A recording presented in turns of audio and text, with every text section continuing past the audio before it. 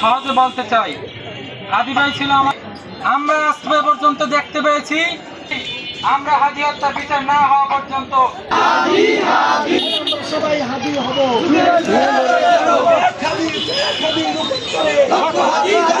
এটা শুধু ওসমান হাদি হত্যার বিচার না, এটা বাংলাদেশের জয় পরাজয়ের বিচার।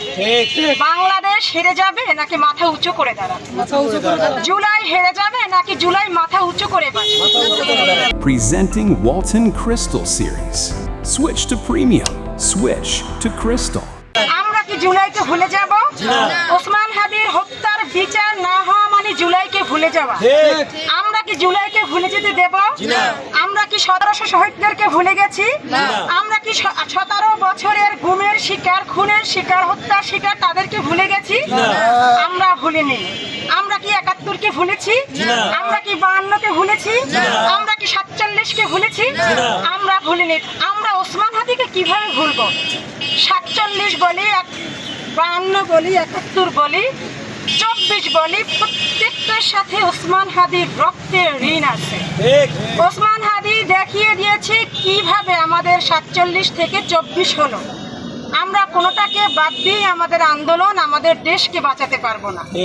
ওসমান হাদির দুটো সাংস্কৃতিক লড়াই ছিল, আপনাদের জানা দরকার। একটা সাংস্কৃতিক লড়াই হলো ইসলাম এবং মুসলমানদের সাংস্কৃতিক লড়াই।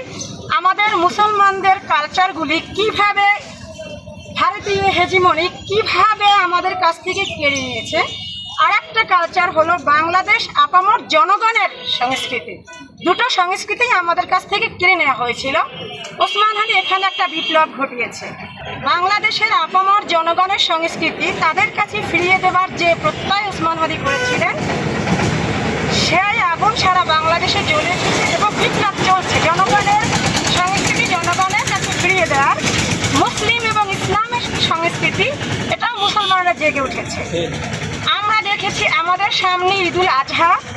আমরা ঈদুল আজহা আসলেই আমরা সোশ্যাল মিডিয়ায় দেখি কোরবানি না দিয়ে আপনি টাকা দান করেন, কোরবানির চেয়ে আপনি এই টাকাটা সদ্গা করেন।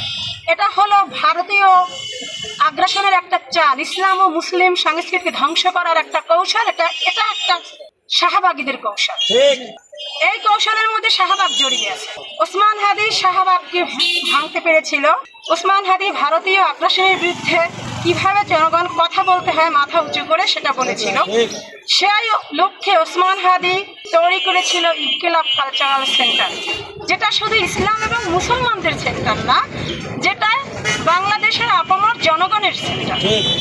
এই ওসমান হাদির ইনকিলাব কালচারাল সেন্টারকে শক্তিশালী করতে হলে সারা বাংলাদেশের প্রত্যেক বিভাগে, জেলায়, উপজেলায়, ইউনিয়নে ছোট ছোট কালচারাল সেন্টার তৈরি করতে হবে, যেখান থেকে ইসলাম এবং মুসলমানের এবং বাংলাদেশের জনগণের সাংস্কৃতিক লড়াই চালু থাকে এবং মুসলমানের সংস্কৃতি মুসলমানের কাছে ফিরে যাবে, বাংলাদেশ আপামর জনগণের সংস্কৃতি তাদের কাছে ফিরে যাবে।